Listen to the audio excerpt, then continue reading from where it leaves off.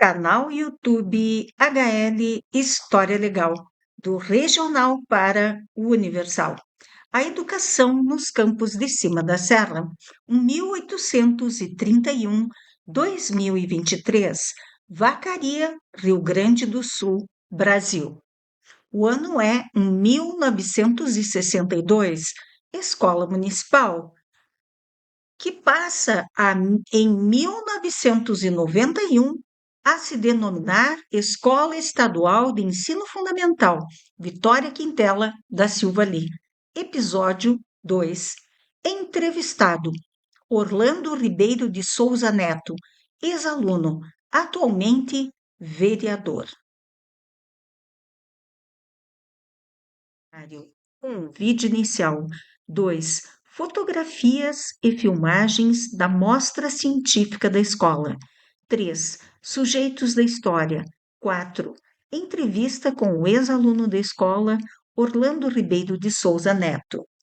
Websérie A Educação nos Campos de Cima da Serra, 1831-2023, para o canal YouTube HL História Legal.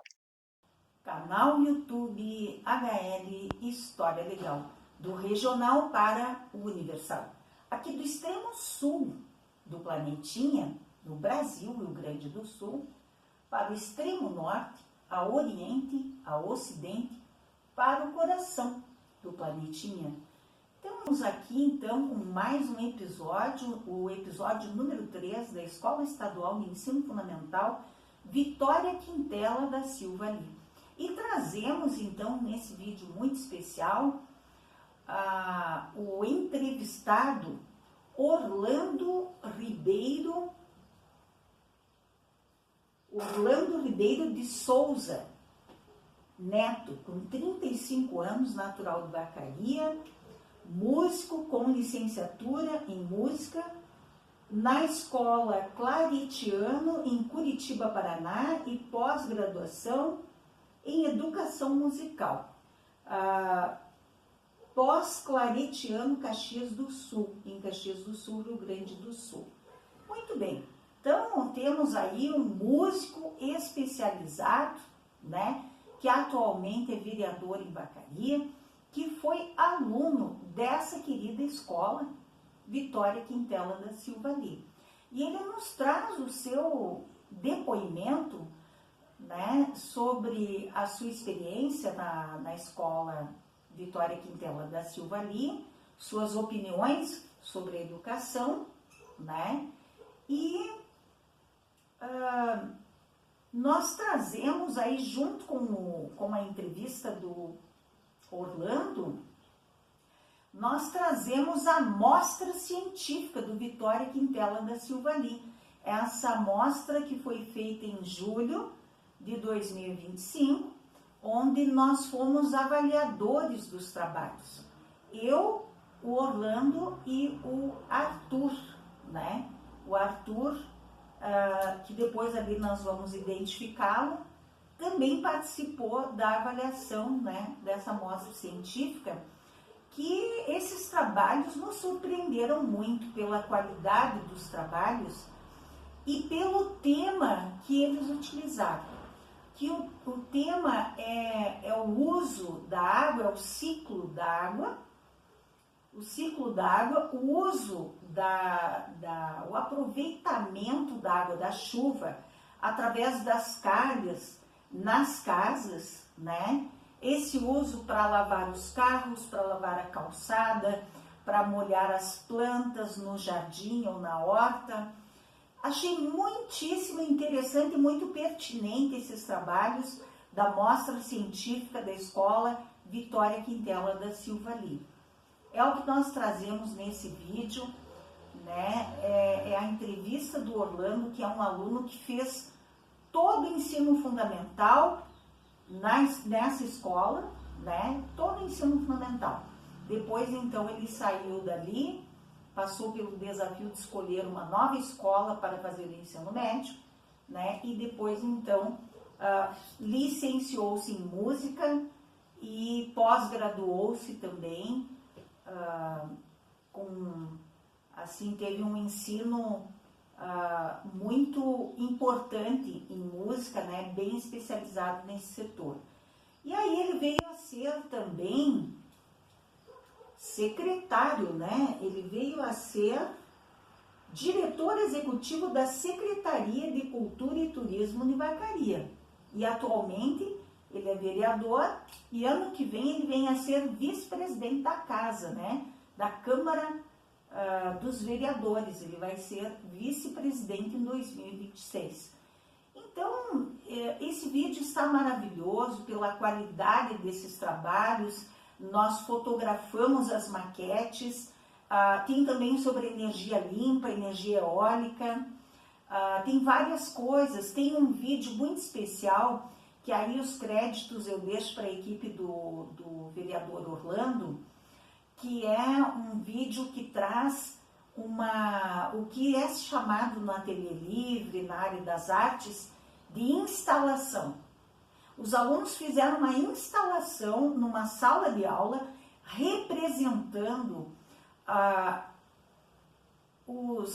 as consequências da enchente da região metropolitana em maio de 2024, que foi uma enchente terrível, que trouxe muitos danos à região metropolitana, e eles fizeram uma instalação digna de prêmio artístico, né? Então esse vídeo que a equipe do Orlando fez, e eles me autorizaram a utilizar no canal para essa finalidade, né? Para essa websérie, é imperdível, eles narram ali sobre a inundação, sobre a enchente, sobre os impactos ambientais, né, atualmente no planeta. Foi um tema que foi muito trabalhado, né, quando eu trabalhei concomitantemente a história. Eu sempre trabalhei história e geografia, desde que entrei no ano 2000. Primeiramente entrei numa escola municipal, Pedro Álvares Cabral, e em maio de 2000 eu entrei no estado, na escola Zezinho, e eu iniciei, então desde o início eu trabalho História e Geografia, né? Trabalhei até me aposentar, História e Geografia. Então em Geografia a gente trabalhou muitos impactos sociais, muitos impactos ambientais, claro que os sociais também.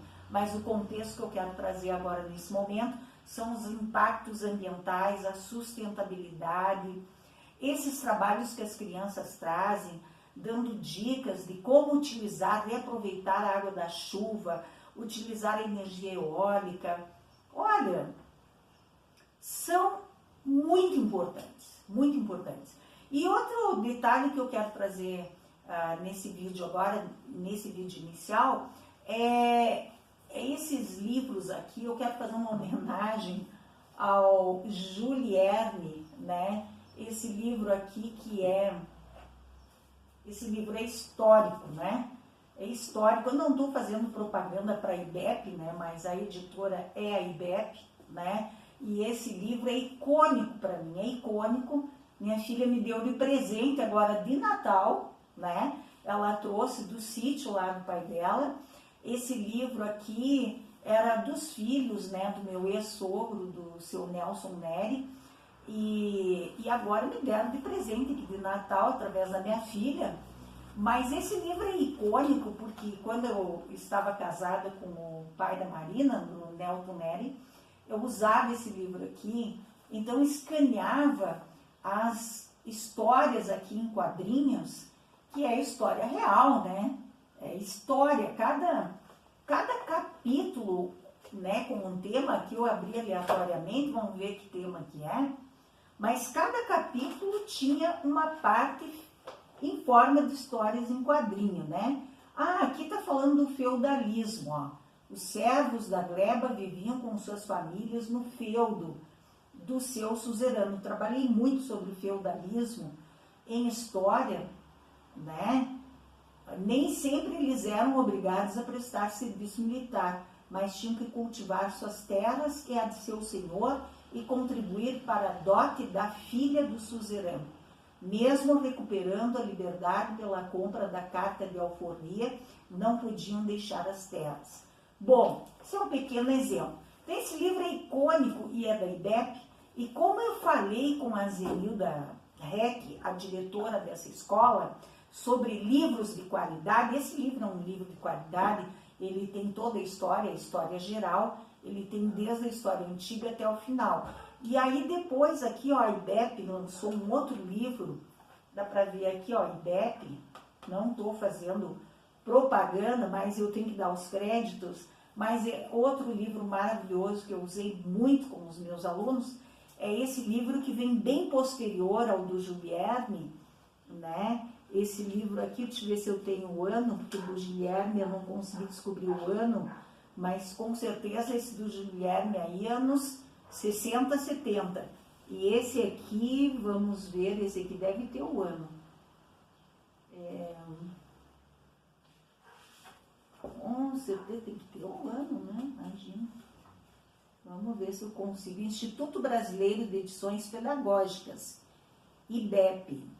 Esse livro aqui, com certeza eu comprei após o ano 2000, porque eu assumi no ano 2000 e eu comprei em Caxias do Sul em uma das viagens que eu fazia, de férias, coisas assim, e eu sempre garimpei muito, né? Alguma ocasião que eu fui a Caxias, eu comprei esse livro, então é após o ano 2000. E esse aqui deve ser década de 60 ou 70. Não sei porque a IBEP na época não colocava o ano, não conseguia achar o ano. Mas são livros fantásticos. Esse livro aqui é do homem primitivo até o século IX. Esse aqui, né? Que vem, então, assim, desde a pré-história até as civilizações antigas, né? Os egípcios, a Mesopotâmia, os hebreus, fenícios, persas, o povoamento da América. E ele vem com questões, né? Com umas questões que eu vou mostrar para vocês aqui, ó. Aqui é uma queimada que está sendo representada. E aqui vem uma pergunta, ó. É necessário destruir em nome do progresso? A pergunta é essa. É necessário destruir em nome do progresso? Essa é a pergunta, né? Então, aqui é Cultura e Sociedade, um livro de história do homem primitivo ao século IX, da IBEP, então é um dos volumes, né? Aqui tem as enchentes também, ó. Inundação ocorrida em União da Vitória, norte do Paraná. Vem bem a calhar, né? Essa foto de enchentes vem bem a calhar com a amostra científica que eu vou mostrar para vocês, né? Então, eles lembram aqui, então, das enchentes do Rio Nilo, ó. Hoje, quando ouvimos falar de uma inundação, associamos essa palavra à desgraça. Para os egípcios, ao contrário, era motivo de grande alegria, a dádiva de um rio. Por quê? Lá no Egito, né, não tinha tanta água, tinha muita seca, e quando vinha as cheias do Nilo, para eles era motivo de comemoração. Por quê? Porque com a enchente ia fazer o humus, e no humus, o humus ia ser utilizado para plantar, né? Para plantar o trigo, por exemplo, que ia trazer para eles a alimentação. E o outro livro que eu tinha mencionado, é História Crítica, ó, do Mário Schmidt, né? Aqui eu coloquei os 4 volumes, né? Esses volumes são do ensino fundamental, a 5ª, 6ª, 7ª e 8ª série, né? E é do Mário Schmidt. Deixa eu só achar aqui a fichinha. Mário Furley Schmidt. Esse livro, Nova História Crítica, ele traz uma configuração diferente. Ele é muito colorido, né? Então, lembrando o que nós estávamos falando justamente, né? Sobre os livros de qualidade que o governo federal mandava para as escolas. Essa é da editora Nova Geração, componente de história. E eram no livro que ele era configurado de uma forma diferente. Ele não parece um livro, ele parece uma revista. Ó, ele parece, é uma configuração de jornal, de revista, né? Ele é muito diferenciado. O Mário Schmidt, Nova História Crítica. E o Gilberto Cotrim tinha História Crítica, né? Que eu nunca mais consegui achar. E tinha também História e Reflexão, que eu tenho ali guardado. Mas então, esse livro ele trazia uma configuração muito colorida, em estilo de revista, em estilo de jornal, em algumas páginas, e chama muita atenção do aluno, ó, diferente, ó. E a capa dele, nesse volume aqui, traz as viagens espaciais, ó, a exploração do espaço. Então, muito atual, muito interessante, né? Vocês desculpem que vai ficar aí uma pilha de livros, mas é por uma excelente, uma excelente, como é que eu vou dizer, intenção. É por uma boa intenção, por uma excelente intenção, mostrar para vocês que eram livros era um livro próprio para a história, um livro com história aprofundada de cada época, né? Então, história crítica aqui é um por série, quinta, sexta, sétima, oitava série, um livro por série com muito conteúdo, que vai profundamente, né? Desde a história da pré-história até os dias atuais, aí até século XX, com certeza vai, né? Esse livro. E então, assim, aquela crítica que eu e a diretora Zenilda Reck fizemos, que hoje os livros estão interdisciplinares, né? Eu não tenho nada contra a interdisciplinaridade, sou muito a favor a trabalhar interdisciplinarmente, com projetos em equipe, com diversos professores no projeto, mas eu sou contra o livro interdisciplinar porque ele resume muito, ele tira profundidade, né? E então o conteúdo reduz muito o conteúdo para ser trabalhado em sala de aula. Então, era isso que eu queria trazer para vocês. Agora vem o nosso cafezinho de leitura. Cafezinho de leitura, HL História Legal.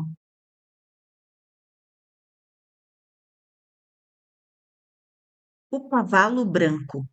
As Aventuras de Rubim Natur e Marno. Em Comunicação e Expressão. Ensino de Primeiro Grau, Editora Elias S.A. Página 57 a 58. São Paulo, 1972. Então, os números do canal, até o dia 8, nós tivemos 11.906 visualizações, 788 horas exibidas e 235 inscritos. Eu acredito que nós já estamos perto das 12 mil visualizações, já faz uma semana que eu não fiz ali a leitura dos números, e já devemos passar aí, provavelmente já atingimos as 800 horas exibidas, né? E então eu acredito que talvez já tenha até mais inscritos, tomara, né? E vamos lá para a nossa leiturinha das Aventuras de Rubim, Natur e Marno. Dessa vez, o Cavalo Branco. O episódio passado foi o Cavalo Negro e agora nós trazemos para vocês o Cavalo Branco. Obedecendo a ordem de Zenit, Natur iniciou sua viagem. Seguia contente aquele atalho da floresta que o levaria a novas aventuras. Reuniu numa sacola de couro as 300 moedas e o canudo metálico. Ia pensando. Ao dobrar uma curva, deparou com um mercador levando sua tropilha. Olha, um cenário idêntico à vacaria antiga.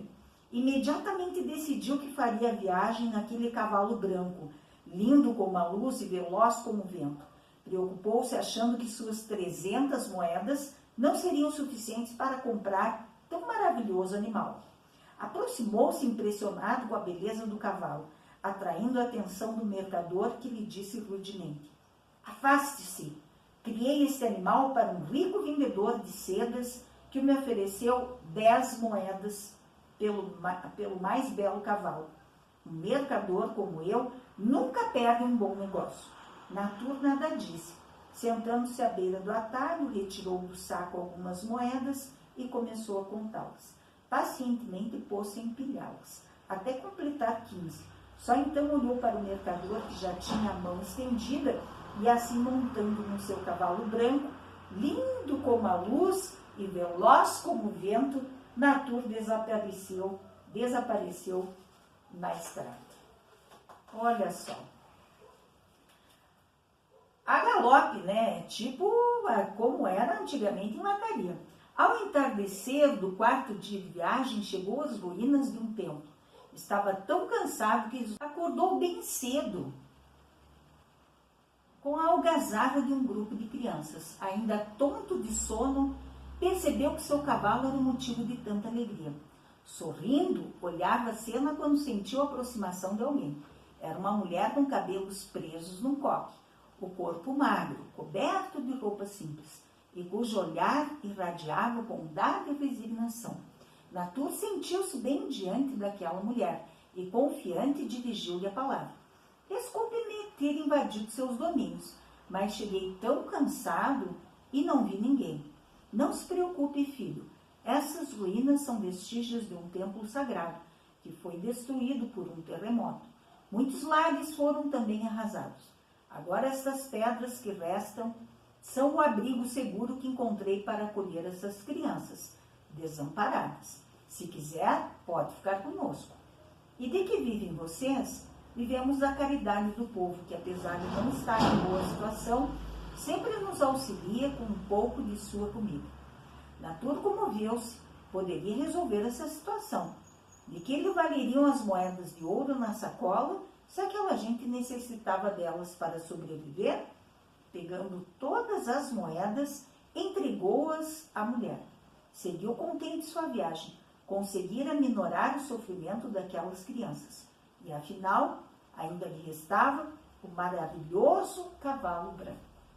Olha, são histórias lindíssimas, né? São episódios que sempre deixam uma lição para nós, né? É isso que a gente acha interessante nesse conto, né? Que são as aventuras do Rubim, Natur e Marno, que esse livro é de 1972, da editora Elias S.A., que não conseguimos encontrar o nome do autor desse belíssimo conto, né? Que nós acreditamos que não se passa aqui no Brasil, né? Mas é muito semelhante, né? Com a história do cavalo negro do episódio passado e agora desse episódio aqui, são locais muito semelhantes à cultura de Vacaria, né? Com venda de cavalos, com negociações de animais, né? Então é muito semelhante. E nós temos o prazer então de trazer esse conto e até temos um projeto para ver se conseguimos publicar esse conto, né? Eu vou ter que digitar, copiar todo ele, porque ele é muito antigo e não descobri quem são os autores ou o autor, mas a ideia é digitar tudo e transformar em um novo livro para publicar, para disponibilizar às crianças, porque esse conto, que nem o título não tem ali, esse título, As Aventuras de Rubim, Natur e Marno, como Herdeiros de Zenit, é de minha autoria, porque ele foi o meu livro do 4º ano. E como eu não tenho aqui o nome desse conto e nem o autor, e não consegui descobrir, nem com todas as ferramentas aí inteligentes que nós temos atualmente, né? Mas eu vou fazer um projeto e vou procurar publicar para não deixar cair no esquecimento, né? Será mais do que um conto, será um registro histórico de um conto que esteve na década de 70 nas escolas públicas, né, através da distribuição de livros para as escolas públicas brasileiras, através do governo federal, que já vem desde aquela época, né? E o que nós queremos é fazer um apelo que o Brasil continue investindo em bons livros didáticos para os professores trabalharem, mas com conteúdo de qualidade, com autores de qualidade, conteúdo de qualidade, como esses livros aqui que eu mencionei. Façam uma pesquisa, republiquem os livros do Mário Schmidt, do Gilberto Cotrim, de vários aí que podem ser republicados, podem ser atualizados, né? Podem pegar todo aquele conteúdo deles, atualizar e republicar esses livros de história, os de geografia também, de todas as áreas, para que nós continuemos a investir nas nossas crianças, nos nossos pré-adolescentes, adolescentes, jovens e adultos também, tá? Então, um grande abraço a todos vocês. Mostra científica da Escola Vitória Quintela da Silva Lee. Então, em 2 de julho de 2025, houve uma mostra científica com belíssimos trabalhos dessa escola, todos voltados para a questão ambiental, trazendo soluções para o aproveitamento da água da chuva, ah, para também formas de utilizar a energia do vento, a energia eólica, que é uma energia limpa, né? Então, várias questões ambientais trazendo soluções para usar energia limpa e para a economia da água potável, que é um bem muito importante para nós. A água potável é muito cara para seu tratamento, né? Então, nós achamos assim que os trabalhos vêm num momento muito importante de reflexão sobre a questão ambiental e sobre as possíveis soluções, né? Então, a escola é uma escola de ensino fundamental e fez uma excelente mostra científica com trabalhos muito relevantes realizados por alunos do ensino fundamental. Os avaliadores, então, Isabel Carneiro de Almeida, historiadora, Orlando Ribeiro de Souza Neto, músico, atualmente vereador do município, Arthur Chedid Roveda, acadêmico de História, com estágio no jornal Correio Vacariense. Então, a nossa tarefa era avaliar, dentre tantos trabalhos, nós tínhamos que escolher 3 trabalhos bem relevantes, né? Por série. Eram 3 trabalhos escolhidos por série, dentre tantos trabalhos, né? E foram muito bem executados, muitas maquetes, utilizando material reciclável, muitos materiais recicláveis foram utilizados, embora tenha alguns ali que tenham um problema para reciclagem, como isopor, mas acredito que mais de 90% dos trabalhos foram realizados com materiais recicláveis. Então, uma belíssima mostra científica, tenho muito orgulho de ter participado, me sinto muito honrada e vamos trazer agora algumas fotos. E na filmagem vai ter um vídeo mostrando a instalação, né? A instalação aos moldes artísticos, né? Eles fizeram em uma sala de aula, representaram o que aconteceu na enchente de maio de 2024 na região metropolitana de Porto Alegre. Então, são trabalhos muito relevantes que vocês vão presenciar. O ciclo da água, vista aérea. O ciclo da água. Então, essa vista aérea que mostra a primeira maquete, a água que tem toda uma explicação, né? Que a água passa por diversos estados, né? O sólido, o líquido e o gasoso. Então, é isso que eles vão mostrar nesses primeiros trabalhos sobre o ciclo da água. No da direita ali, então, está representada com o rio, o estado líquido e com a chuva, o estado líquido da água.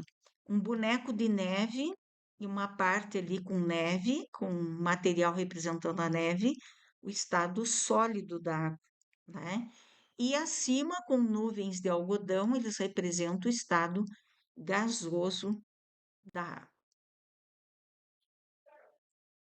O ciclo da água. Então, aqui mostra, né, então, mais detalhadamente na primeira foto à esquerda, o ciclo da água, a evaporação, aí se transforma em nuvens, que vocês olham à esquerda, acima, e vem sobre a forma de gotículas, né, que é a chuva, que molha as plantas, né, e enche os rios para que os animais tenham água e para que nós, seres humanos, trate essa água e transforme em água potável própria para beber.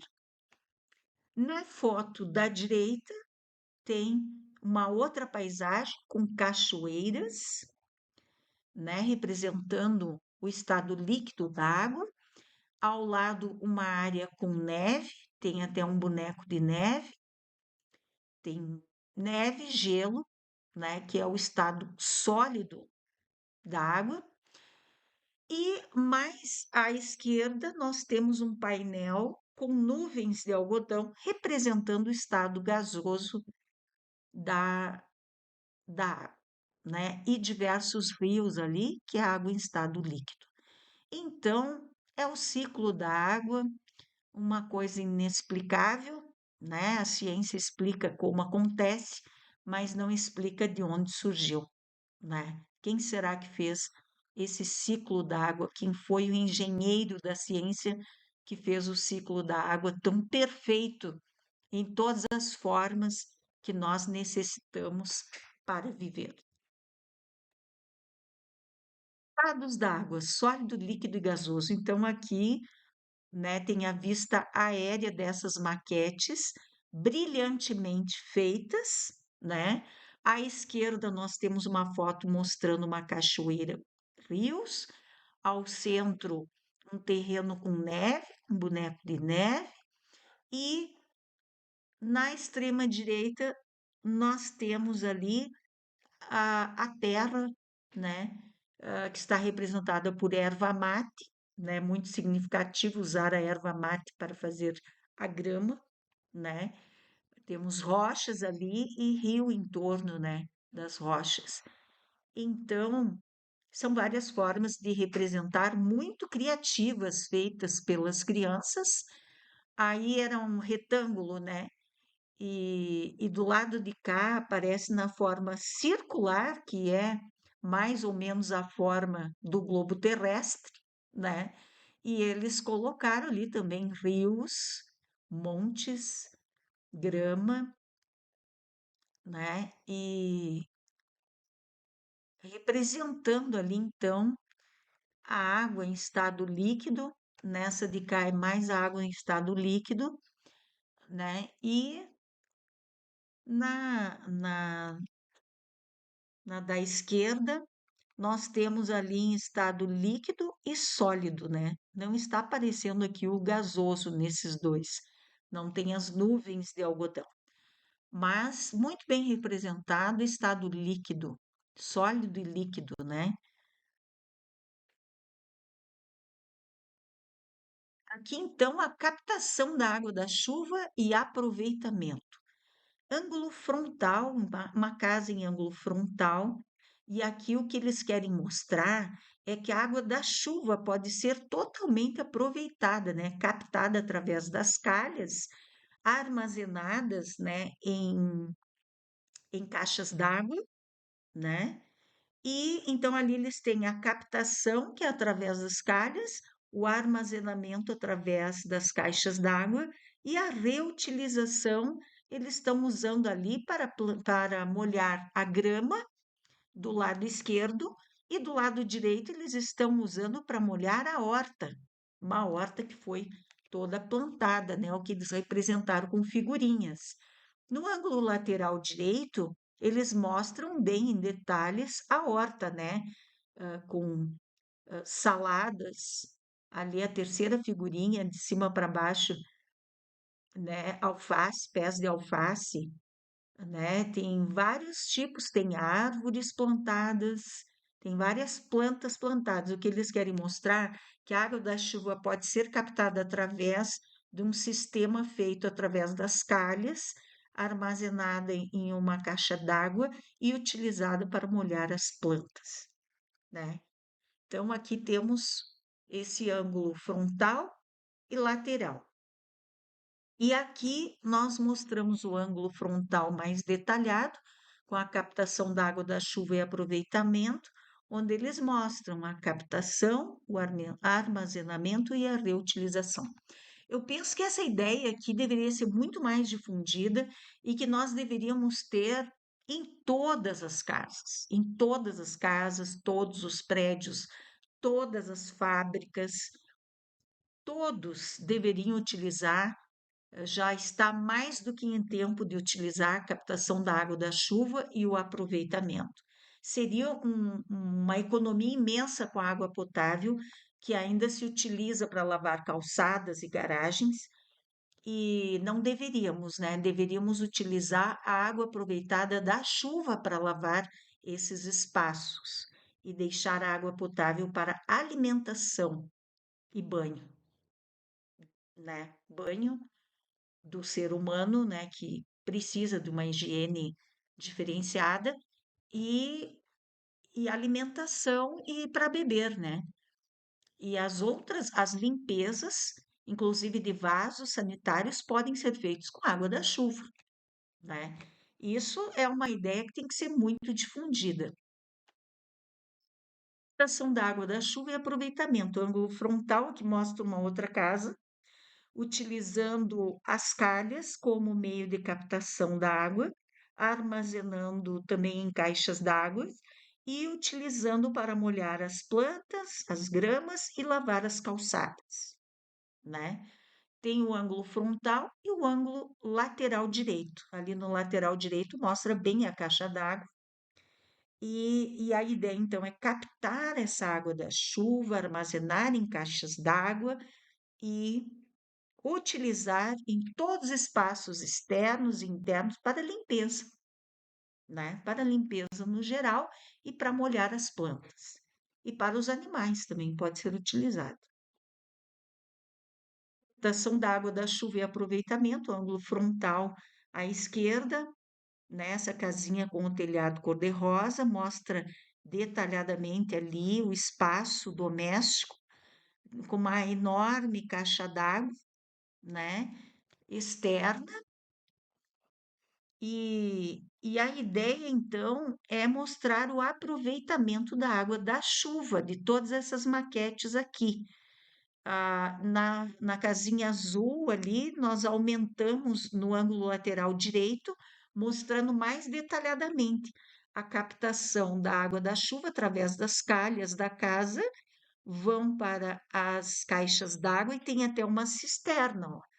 A cisterna é um espaço maior para armazenamento d'água e que na década de 70 já era utilizado na escola Santa Joana Francisca, havia uma cisterna onde se armazenava água, porque era um colégio interno onde tinha muitos alunos, a maioria mulheres, meninas, né? Mas também tinha alguns meninos. Os meninos ficavam instalados na casa paroquial, junto com os padres, e as meninas ficavam instaladas no prédio que era destinado às freiras e às meninas. E depois na aula, na sala de aula, era mista daí, né? Haviam alunos externos e alunos internos. Mas o que eu quero dizer é que na década de 70 já se usava a cisterna, um depósito imenso, claro que aqui é representado, né, por um potinho ali, mas eles querem dizer que é um espaço maior que uma caixa d'água para armazenar a água da chuva, para utilizar para molhar as plantas, lavar as calçadas, né? E, inclusive, no ângulo frontal à esquerda, nós temos um caminhão lá. O que que eles querem dizer? Usar a água da chuva para lavar o caminhão, os veículos. Usar a água da chuva para lavar os veículos, inclusive. Extração da água da chuva e aproveitamento. Tem o ângulo frontal aqui da casinha, a gente aproximou mais essa casinha com telhado cor-de-rosa, mostrando ali, eles fizeram uma enorme caixa d'água, né? Tem um cano enorme ali que se vê na lateral direita, né? Depois, olhando o ângulo lateral direito, todo o espaço, né? Dá para ver de longe a casinha ali com o telhado cor-de-rosa, né? Tem canos mais robustos, uma caixa d'água mais robusta, a fim de captar bastante água da chuva para usar para tudo que é necessário e que pode ser usado a água da chuva. Muito interessante. Aqui no ângulo lateral direito, bem na frente aqui, temos uma maquete toda feita em Lego, muito criativo, que a gente vai ampliar e mostrar para vocês. Então, à esquerda, nós temos ampliada, né, essa maquete feita toda em Lego. Foi uma excelente ideia da criança, ou das crianças, né? Mostram veículos ali, eles usaram canudinhos ali para mostrar a captação da água da chuva, armazenamento ali as caixas d'água estão em azul, e o que eles querem dizer com o veículo ali, que pode ser usado para lavar o veículo, para lavar as calçadas, as garagens, toda essa água da chuva. E economizar água potável, que nos custa muito caro para esse tratamento, deixá-la mais para alimentação e para beber. E na vista aérea à direita, nós temos ali a casinha amarela, né, mostrando também. Tem um caninho que vai direto na lavoura ali, para irrigar a lavoura, com água que foi captada da chuva. O veículo ele deixou ali até com a portinha aberta, um Fusca, clássico Fusca, né, para dizer que está lavando o carro com água captada da chuva, né? Muito importante. E ele fez também, inclusive, tipo um coxinho, né? Vamos dizer coxo, como se diz no sítio. Um coxo encheu d'água para os animais beberem água da chuva, captada da chuva, não água potável. Energia elétrica, aproveitamento do movimento d'água dos rios. Então, aqui na vista aérea esquerda, eles mostram detalhadamente, né, todo o sistema para formar uma hidrelétrica, né? Então, utilizar a movimentação das águas para fazer energia elétrica, que nos é tão cara atualmente e tão necessária. Então, eles mostram lá, tem o reservatório, tem as turbinas que transformam, né, o movimento da água em energia. Ali tem o rio, claro que tem que estar próximo de um rio com bastante queda d'água, né? Então, tem as turbinas e tem. Ali eu acredito que é uma sala das máquinas, uma casinha que eles fizeram. E tem a área preservada à direita, no fundo, a área de preservação. Então, para ter a área de hidrelétrica, usando o movimento das águas, também tem que se deixar uma área para preservação ambiental, né? E aí a gente ampliou a área de preservação à direita, na vista aérea à direita, nós mostramos ali a área de preservação com muitas árvores, com rochas também, né? Pedras em volta do rio, né? Então tem toda uma área ali preservada. Energia eólica, aproveitamento dos ventos. Então, aqui são vários trabalhos, eles representaram hélices que se movem com os ventos e produzem energia limpa para ser utilizada pelo ser humano, né?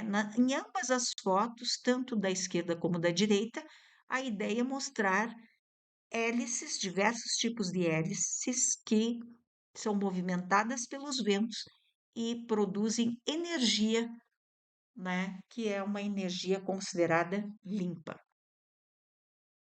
Energia eólica, aproveitamento dos ventos, vista aérea. Então, aqui também os trabalhos, né, tendo uma vista aérea, se mostram várias hélices gigantes, eles tentaram produzir bem maior do que as casas, né, essas hélices imensas que produzem energia eólica, que é a energia produzida pelos ventos. Energia eólica, aproveitamento dos ventos, vista aérea. Então, essa foto aqui, os créditos são para a equipe do Orlando Ribeiro de Souza Neto, ex-aluno da escola Vitória Quintela da Silva Ali e atual vereador, que esteve nessa mostra científica juntamente conosco para avaliar os trabalhos. E então aqui eu não mostrei o rosto dos menores, porque eles não podem aparecer, né, nos vídeos do YouTube, sem autorização, é todo né, toda uma burocracia.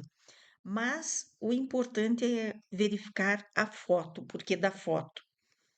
Então eu gostei muito dessa foto da equipe do Orlando, porque eles pegaram a vista aérea da maquete e que mostra aí primeiro lá ao fundo uma imensa hélice que mostra a dimensão de ser uma hélice muito alta, muito possante, né? É um equipamento possante para a captação da energia, né? Transformar o vento em energia, né? Então, o vento movimenta a hélice e a hélice transforma o vento em energia, né? E aí na maquete a gente vê como eles representam o espaço, né?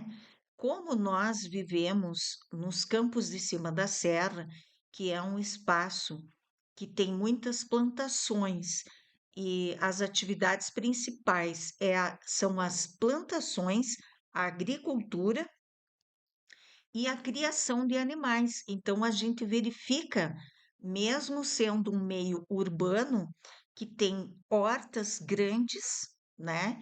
E criação de animais. Então, eles mostram, representam aí nessa maquete a, a produção de energia eólica, né? Então, que é tida como uma energia limpa e que vem a corroborar com a preservação ambiental. Então, é muito interessante.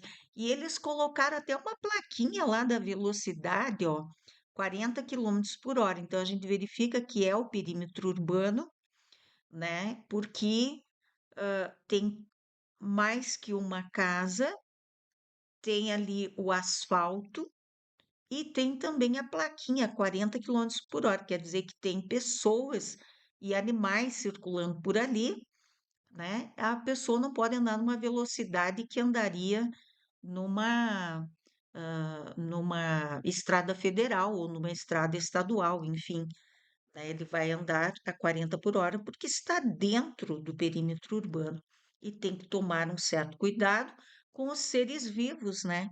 Que são em maior número no perímetro urbano. Mas o destaque é para a produção de energia eólica, né? Trazendo aí um incentivo na mostra científica do uso da energia eólica, que aqui nos campos de cima da serra acredito seja muito viável, porque tem muito vento, né? Nós contamos aí com o vento minuano que sopra praticamente o inverno todo aí, né?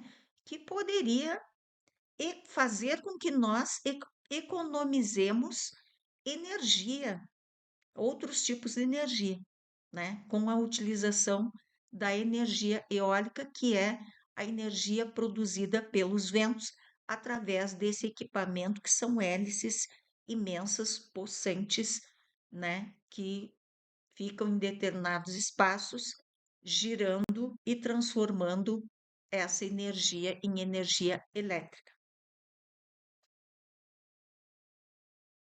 Muitas pessoas, infelizmente, acabaram perdendo a vida, desaparecidas, e muitas pessoas ainda não foram encontradas, né? Por causa das enchentes, não tem como identificar, né? Vamos ver, porque foi decomposto. Infelizmente, muitas pessoas ficaram desabrigadas, tiveram que se deslocar para a casa de algum familiar. Desabrigados não tem hoje em dia onde morar, então tem que construir sua vida do zero, né? Infelizmente, tem muitas pessoas que não conseguiram construir, né? Que não é bem de condição de vida, ainda tem problema ainda de construir sua casinha ainda própria de novo, construir seus móveis, pegar de novo. Muitas pessoas também sofreram do psicológico, né? De abalar, que tanto batalhavam para construir suas coisas, e vinha uma gente e levar tudo, né? É sobre as enchentes.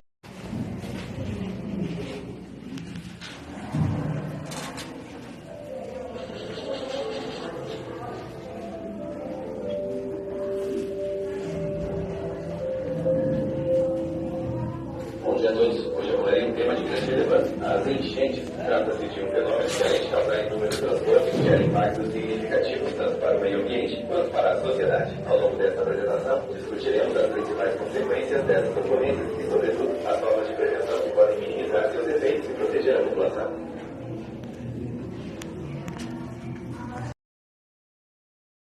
Sujeitos da história.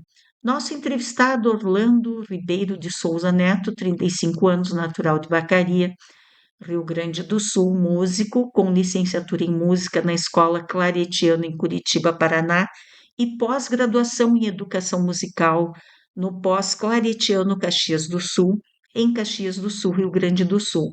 Foi diretor executivo da Secretaria de Cultura e Turismo de Vacaria, Rio Grande do Sul, e atualmente é vereador desse município e será vice-presidente da Casa para 2026.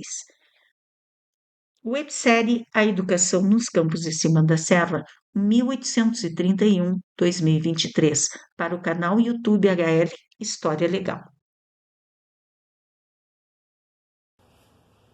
Canal YouTube HL História Legal, do regional para o universal.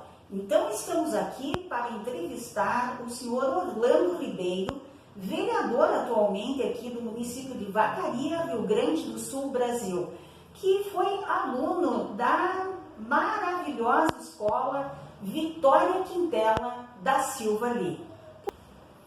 Boa tarde, eu sou Orlando Ribeiro, sou professor de música e atualmente estou vereador no município de Vacaria. Tenho 35 anos, sou licenciado em música e pós-graduado em educação musical. Então, Orlando, em que série você iniciou seu estudo na escola Vitória Quintela da Silva ali? Eu iniciei meus estudos no ano de 1996, no pré na escola Vitória Quintela da Silva ali, onde fiz o trajeto até o 8º ano, na mesma escola. Após eu terminar o 8º ano, lá no ano de 2004, eu fui para o ensino médio na escola Padre Pacífico, onde também fiz meu ensino médio, mais 3 anos ali, os primeiro, segundo e terceiro, na escola Padre Pacífico. O senhor tem alguma outra formação após o ensino médio? A minha formação é em licenciatura em música e pós-graduação em educação musical. Onde que o senhor fez o estudo de música e a sua pós-graduação? O estudo de música, desde pequeno, já no ano de 96, eu comecei a estudar com os professores da cidade. E também fiz alguns cursos e até chegar lá em 2020... Eu errei. Pode continuar, depois eu corto. Aí, até chegar, após o ensino médio, que eu me formei na licenciatura em música e, seguidamente, uma pós-graduação em educação musical. O senhor fez a pós-graduação aonde? Eu fiz a pós-graduação na Faculdade Claretiano, em Caxias do Sul, e a minha licenciatura foi na cidade de Curitiba, no Paraná. Foi uma faculdade semipresencial. De 15 em 15 dias eu tinha as provas presenciais.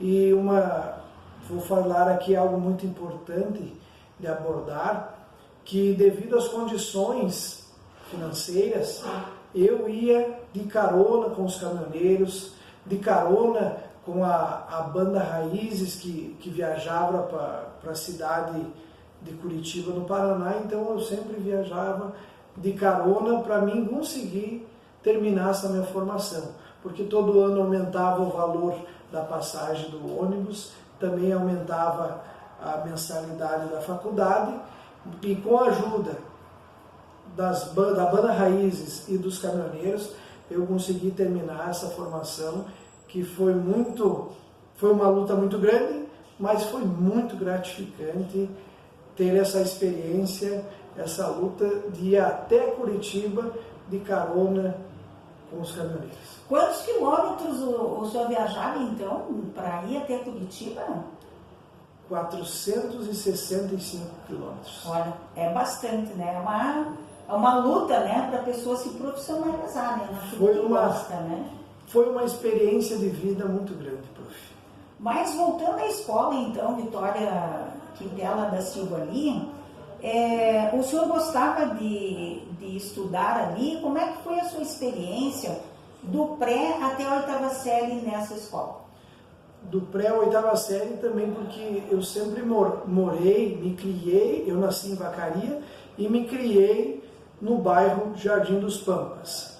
Após uma idade, eu fui morar no bairro Vista Alegre, mas sempre nas proximidades da escola Vitória Quintela da Silva ali, onde a gente tinha já amizades desde criança. Os colegas, eu tenho colegas, prof. Isabel, que desde o pré até a 8ª nós estudamos juntos. Eu tenho um colega que era o Lucas, o Yuri, a Carol, a Michele, a Eduarda, diversos colegas que estudamos desde o pré até a 8ª série, era a mesma turma. O senhor lembra assim, de alguma professora ou professor em especial? Eu me recordo de diversas professoras, mas a minha primeira professora no pré foi a professora Maristela. Lembra o sobrenome da professora Maristela? Maristela Carneiro? Olha, minha parente ainda, Maristela Carneiro. Não sei. Depois só dá eu posso confirmar depois, sim. Ela é casada com o seu Gilmar. E como é que era assim, a maneira que eles davam aula naquele tempo? O que o senhor achava de positivo? O que poderia ter sido mudado? Algo muito positivo na época era a parte disciplinar. Então, o professor tinha uma autoridade sobre a turma, sobre a sala de aula, a respeito da disciplina. E se chamasse o pai ou a mãe na escola, em casa a gente era corrigido. Isso é muito importante que o senhor está falando sobre a autoridade que atualmente os professores com certeza perderam. A autoridade é algo muito importante, prof. Eu acredito que é a principal fonte do desenvolvimento de um grupo, a disciplina. Eu sou professor de música, como falei, trabalho hoje fazendo aulas voluntárias ali no AMA, onde trabalhei desde 2015 com aulas. Também esse ano iniciei aulas voluntárias ali com uma turma pequena ali na PAI. E o que acontece que eu gosto do projeto social? O projeto social, ele tem o primeiro pré-requisito é a disciplina.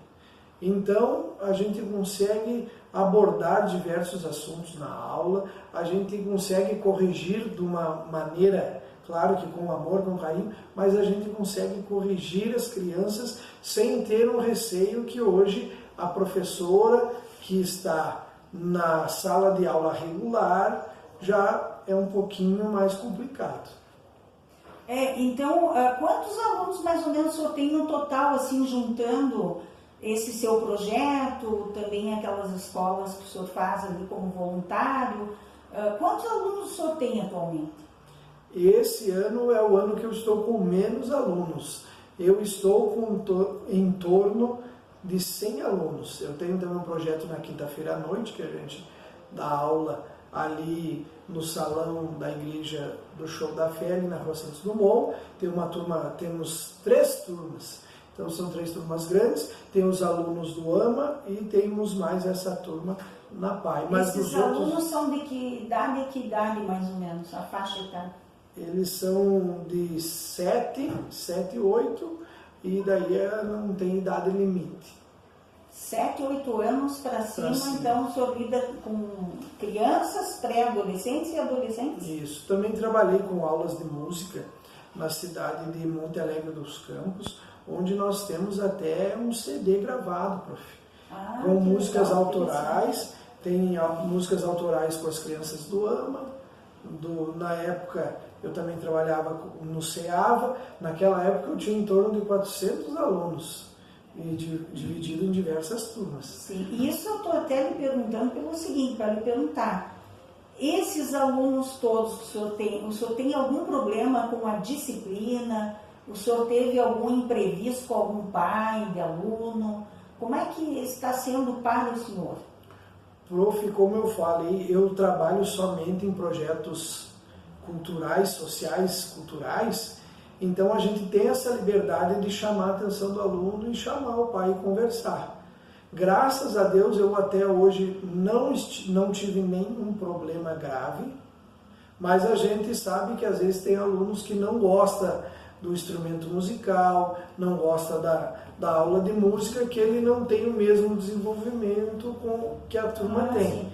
Mas aí a gente também não obriga ele a ter o mesmo desenvolvimento do que aquele que treina diariamente. Agora, puxando lá para a escola, né? O senhor está tocando um ponto bem interessante. Nem todo aluno, né, gosta de estudar. É o que o senhor está falando ali, isso é música, mas é a mesma coisa. Nem todo aluno gosta de estudar. Muita gente reclama das aulas de matemática, língua portuguesa, essas coisas. O senhor teve algum problema com alguma disciplina nessa escola? Pode até pegar, o senhor trouxe ali o histórico, né? Pode dar uma olhadinha e dizer para nós, não precisa dizer a nota, mas qual que o senhor tirou a nota mais baixa do meio? Depois nós vamos pedir as altas. A minha nota mais baixa foi 69 na época, a média era 60. Não precisava dizer, mas tudo bem, não é uma em ciências muito, né? Físicas. E o senhor não é muito chegado à ciência, física, essas coisas? Nessa parte, como eu acredito assim, voltando para a área da escola, prof.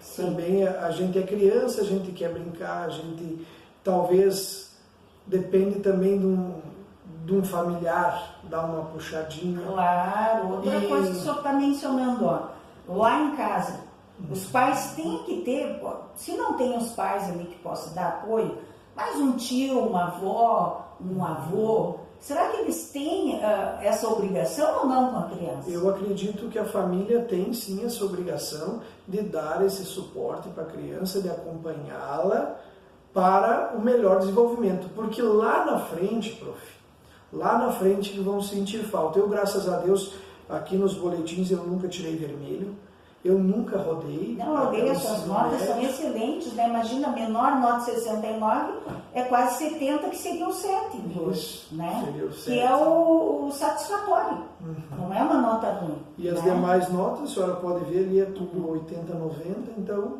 Sim, era um ótimo aluno, provavelmente. Tinha um bom desenvolvimento, também a família estruturada. Sim. Que o senhor acha outra coisa. Nos cobrava. O senhor acha que a família estruturada ou desestruturada pode prejudicar ou não?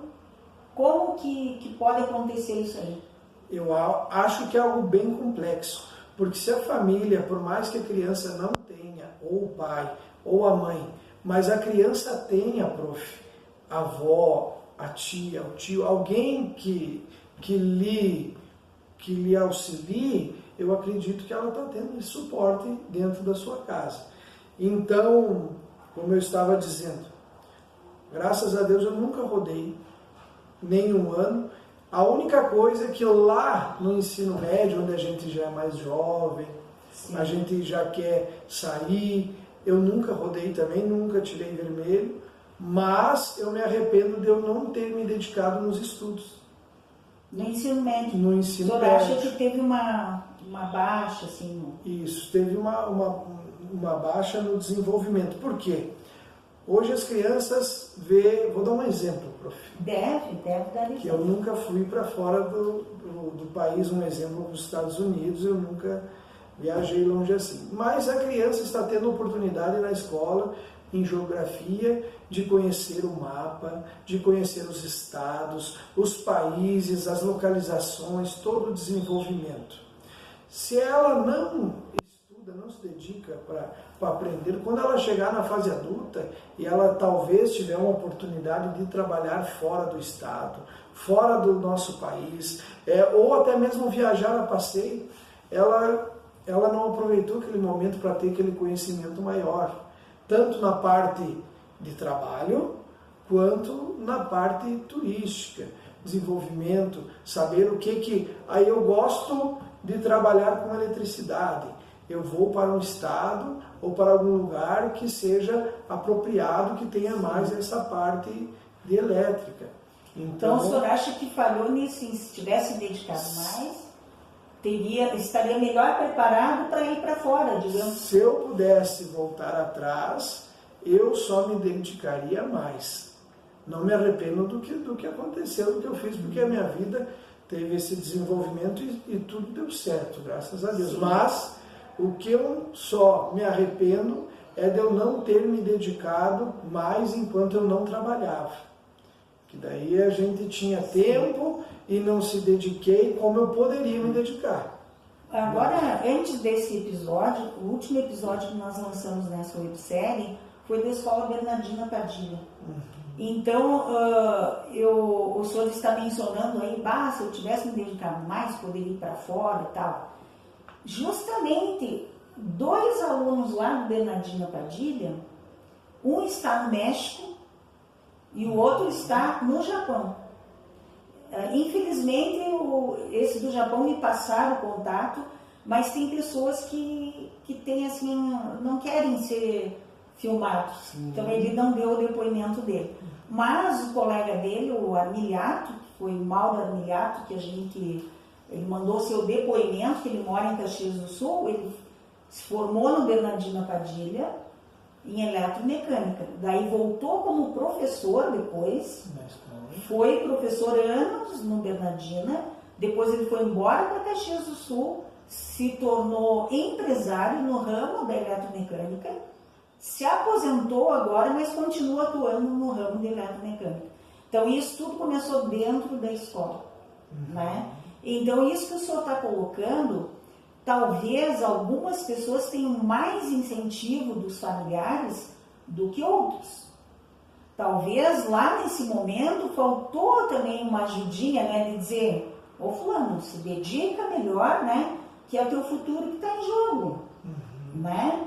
Então a gente vê que tem algumas pessoas que conseguem ir adiante, né? E o quanto é importante. Então eu lhe pergunto, porque às vezes até é um professor que é o diferencial. O professor, Né? eu vou fazer um adentro nessa sua fala. O professor é muito importante, porque às vezes uma palavra, um incentivo do professor fica gravado no coração do aluno que ele desenvolve. Eu tinha um professor, o maestro Joedi Jeffer, de Lages, Santa Catarina.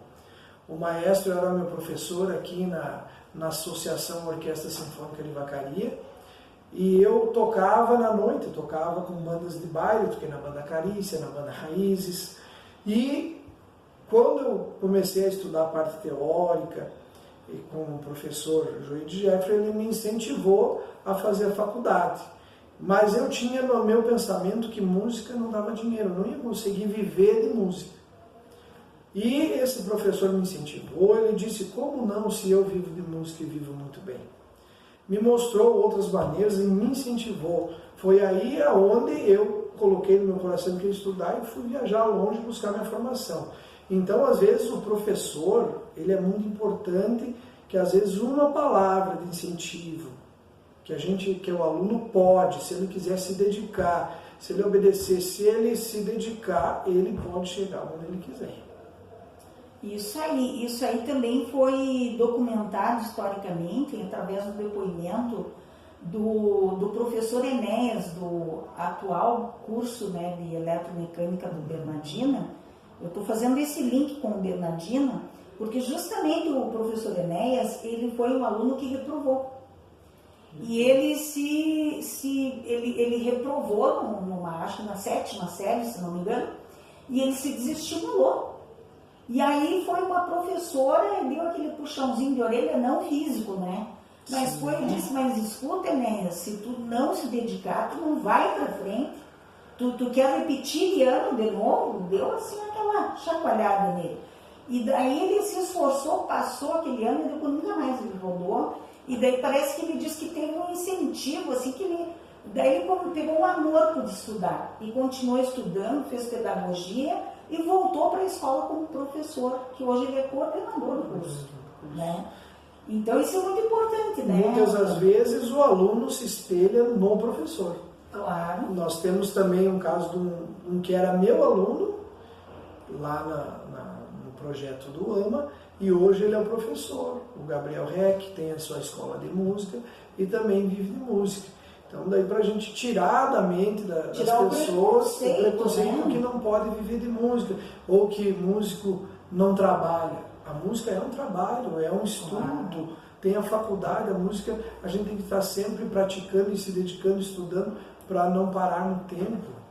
E hoje nós temos aí também o professor Gabriel Reck, que é só do incentivo do professor, incentivar com palavras, motivar os alunos que têm esse desenvolvimento. Já que você está falando em motivação, será que hoje nós temos professores motivadores perante um quadro de desvalorização do professor e a desautorização dele também dentro da sala de aula, com essa questão do não reprovar? Nós acabamos de falar lá do Enéas, que foi um professor que ele, quando aluno, ele reprovou. E aquela reprovação foi uma maneira de chacoalhar e mostrar para ele que ele tinha que se esforçar, senão ele ia ficar mal na vida.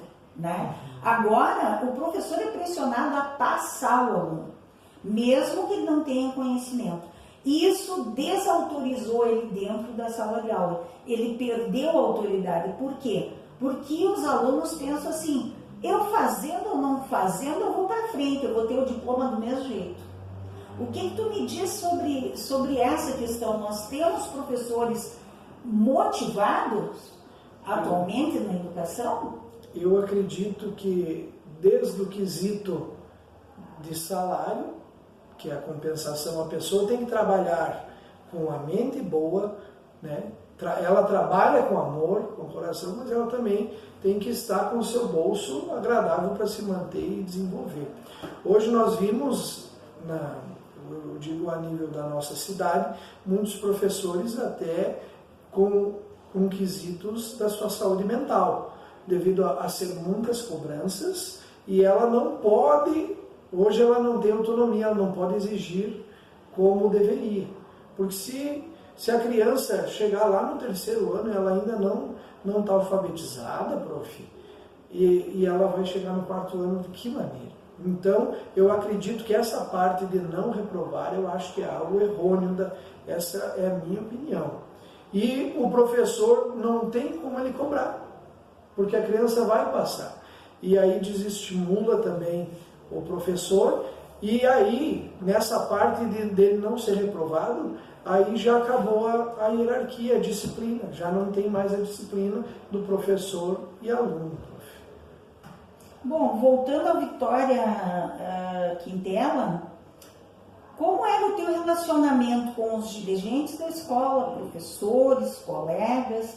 Isso tu pode citar um fato importante que ali ocorreu, que envolve esse relacionamento. Porque é esse relacionamento, professores versus alunos, versus direção e versus família, né? Que a gente falou do papel da família, e hoje a gente vê que muitas famílias, quando vêm para a escola, elas não vêm para conversar, para dialogar, como você está comentando. Muitas famílias vêm agredir o professor, desautoriza mais ainda o professor. Né? Muito grave. Então, se tu pudesse citar algum fato lá na escola, pode ser positivo, negativo, como, né, alguma coisa que aconteceu que envolve... Né? Eu moro ainda, prof, no bairro Jardim dos Pampas, então é a minha comunidade, que eu me criei ali, até hoje moro lá, então a gente conhece as famílias, os colegas da época, a gente sempre se deu bem. Coisas marcantes eu vou dizer duas, uma mais engraçada e outra mais importante que eu marquei na minha vida. Uma foi que na escola, quando tinha alguma discussão, que alguém brigava, na hora do recreio, a gente ficava como se fosse abraçado com um colega de castigo. Ah, é? Nessa E a escola gente- tinha isso? e Tinha a que abraçar gente- o colega. Ficava, não abraçado, mas assim, com os braços dados, assim, na hora do recreio. E daí a gente ficava com vergonha, a gente nunca mais E de fazia. quem será que foi essa ideia? Porque eu nunca Eu não me ouvi falar. recordo. Mas é uma Mas tática, né? ficava, hoje já infelizmente, o pai vai lá e já briga, como você falou, já vai briga com a professora.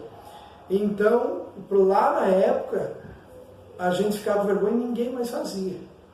E outro que me marcou foi que eu acho que a diretora era a Marissandra, que era a diretora, eu não me recordo o ano.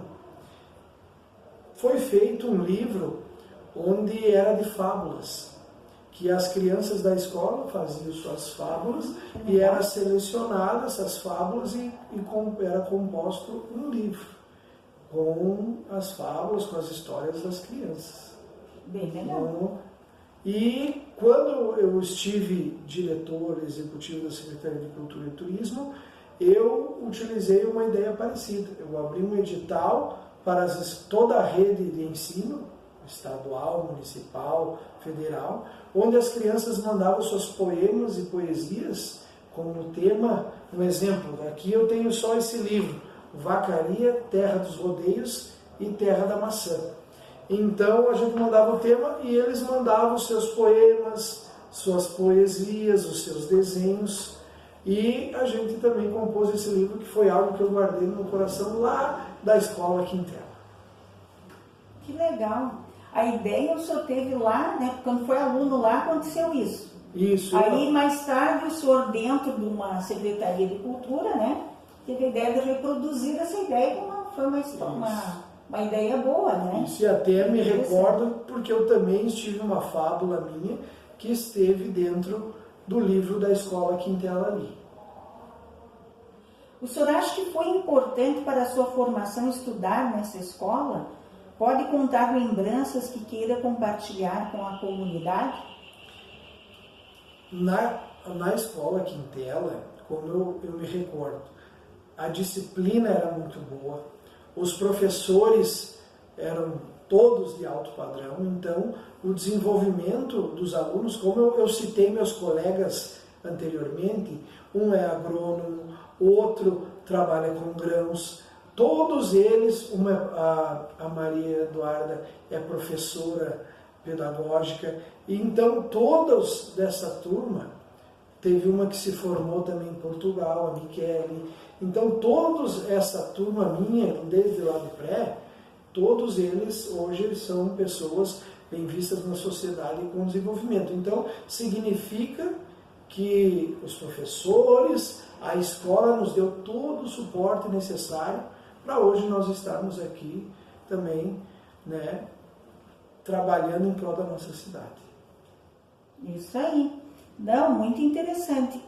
Hoje, como adulto e profissional bem-sucedido, porque para a pessoa chegar a vereador não é qualquer um, né? O que considera importante para a educação? Qual é o papel da educação como organismo social na sociedade? Ela é importante ou não é? Qual é a importância da educação para a sociedade? A educação é o principal pilar que nós temos na sociedade. Como eu falo, o primeiro passo eu falo sobre a disciplina no local escolar, que para mim é primordial, onde a criança tem que respeitar o professor, e se chegar a ponto de chamar o pai lá, o pai tem que corrigir a criança, não querer ir lá e corrigir o professor. Claro que hoje é diferente, são outras gerações que são os professores, mas eu acredito que a função escolar, tanto como educacional, quanto no quesito social da comunidade, é muito importante para o crescimento e o desenvolvimento da sociedade e também da nossa cidade. O senhor gostaria de citar mais alguma coisa para a gente encerrar? Está muito interessante a sua fala. A escola Quintela, o meu pai estudou, eu estudei e eu acredito que os meus filhos também irão estudar. O seu pai também estudou lá? De que série, tu lembra? O pai estudou só até a 4ª série, era no Quintela antigo. No Quintela. E o Quintela antigo era naqueles mesmos bairros? Era no mesmo bairro, em frente onde é o posto de saúde hoje. Que interessante. Então quer dizer que a escola está no bairro onde a criança vive. O senhor considera importante? Muito importante. Como eu falei antes da parte da educação, a disciplina, os professores, quanto o quesito social. Porque eu morava num lado do bairro, o meu colega morava no outro, mas nós morávamos no mesmo bairro. E aonde desenvolve também outros trabalham em empresas do bairro, trabalham próximos aqui ao bairro, e onde hoje eu vejo que colegas meus, eu dei aula de música para os filhos deles. E tudo que a gente já tem esse conhecimento devido à escola estar, né, dentro da comunidade, dentro do bairro, desenvolvendo diversas atividades. Eu me recordo que na época nós tínhamos passeios de bicicleta, a escola fazia diversas atividades. Você pode contar. Tinha marcha. Como é que eram essas atividades? Assim, tinha os campeonatos de futebol, que a gente tinha uma turma muito boa, tinha campeonatos também de futebol do bairro, onde a gente utilizava os mesmos colegas, os mesmos que estudavam na escola, eram nossos amigos no bairro. Então, tinha... Há todo um convívio. Tem um convívio, uma ligação. A escola, eu acho que estimula esse convívio. A escola estimula esse convívio. Né? Tem outra coisa que eu ia lhe perguntar, se vocês fizeram alguma viagem com a escola, através da escola. Se foram viagens de estudo. Eu me recordo de uma viagem que era a Porto Alegre, que era para ver acho que passamos perto do estádio, passamos no shopping, era algo que acho que a prefeitura ou o governo do estado que cedia essa viagem para fora, para Porto Alegre. E tu acha interessante esse tipo de viagem, assim, desenvolve a criança, o adolescente? Eu também contribuo muito nessa parte social, prof, porque eu acredito que pode ser a única vez que aquela criança poderá ir até Porto Alegre, visitar o zoológico, visitar a PUC, ter o conhecimento de almoçar num shopping, talvez pode ser a única oportunidade dela. Então, como eu falei, a escola na sociedade, na comunidade, tem um fator muito importante, tem uma responsabilidade muito grande na comunidade. A escola... Como o senhor falou, essa viagem de estudos que a gente costuma dizer, tem toda uma formalidade, não é bem assim para tirar uma turma, ainda mais menores, né? Para levar. Então, a viagem de estudos, ela tem toda uma formalidade, né? Mas é como o senhor diz, dependendo da vulnerabilidade social daquele bairro, talvez aquela seja a única oportunidade para a criança despertar, né? Para querer, de repente, conhecer outros lugares. Para ela se entusiasmar para ir à frente, né?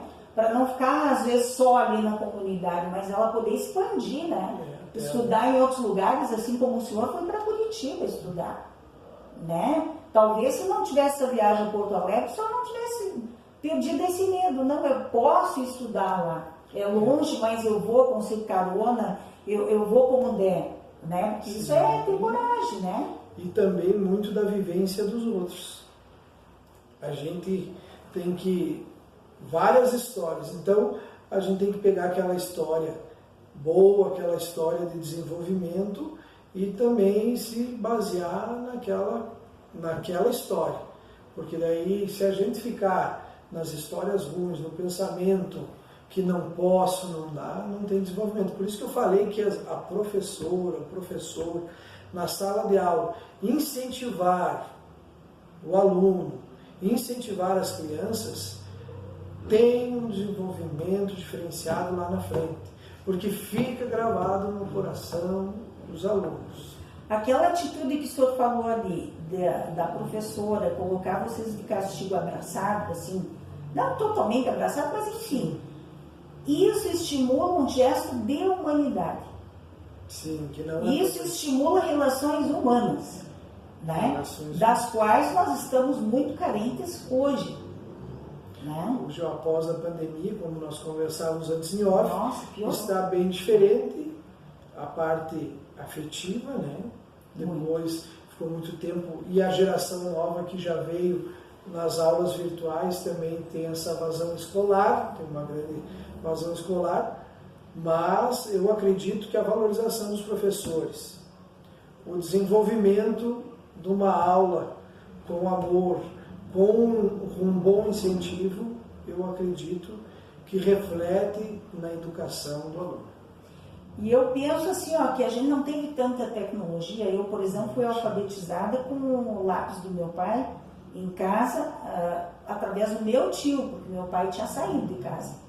Então, é como o senhor diz, às vezes uma família desestruturada, mas se tiver uma mãe atenta, os tios atentos, uma avó, que a nossa avó também ajudou, né, e tiver o apoio da família, seja o tipo de família que for, não interessa a configuração da família, interessa é que tenha pessoas que tenham interesse pela criança, pelo desenvolvimento da criança.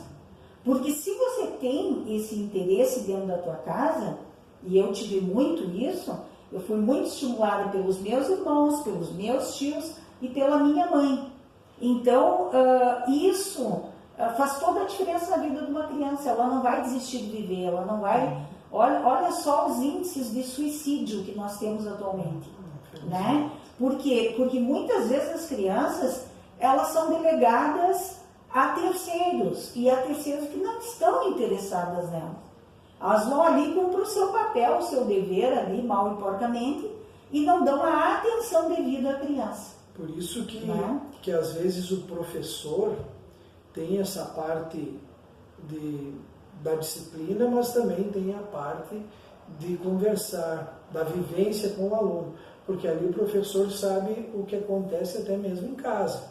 A criança se abre e, às vezes, como mesmo a violência doméstica que uma criança sofre por diversos parentes, né, que agora não é o tema, mas vai desembocar lá na escola. É a escola geralmente que descobre e é a escola que salva essa criança. e também se a criança não tem esse suporte, se a criança não tem alguém que puxe em casa, ela se espelha no professor. O professor é um espelho de desenvolvimento eu quero ser como a professora. Porque ela quer escolher uma coisa diferente, não quer aquela mediocridade que está ali naquele ambiente de repente, né? Ela escolhe uma coisa melhor. Isso, ou ela também não pode ser até o pai empresário, ela não quer ser empresária, ela quer ter uma vida normal. Claro, também. Claro. Eu digo, não da classe social, mas o que eu falo, que a professora, ela pode passar algo do desenvolvimento também para a vida da criança, uma outra opção de vida, uma outra opção de desenvolvimento de trabalho. Por isso que eu acho que até algumas matérias deveriam estar inseridas para a parte financeira, porque quando a gente termina o ensino médio como aluno, você é jogado no mercado de trabalho e às vezes tu não tem essa instrução em casa de guardar uma porcentagem por mês, você não tem como... Hoje tem algumas escolas que tem isso aí. No estado, por exemplo, tem itinerário formativo que seria administração financeira. Isso, algumas escolas têm, não são todas. Mas claro que a administração financeira do lar, pelo menos, seria interessante. É muito importante na escola, porque às vezes... Quando eu casei em 2020, eu casei e fui morar na fazenda do seu Raul Randon, fui trabalhava lá na fábrica do queijo, e fui eu e minha esposa, e nós juntamos as contas que nós tínhamos. E daí ali que eu fui aprender a fazer a minha administração financeira. Porque a gente tem que se administrar, né?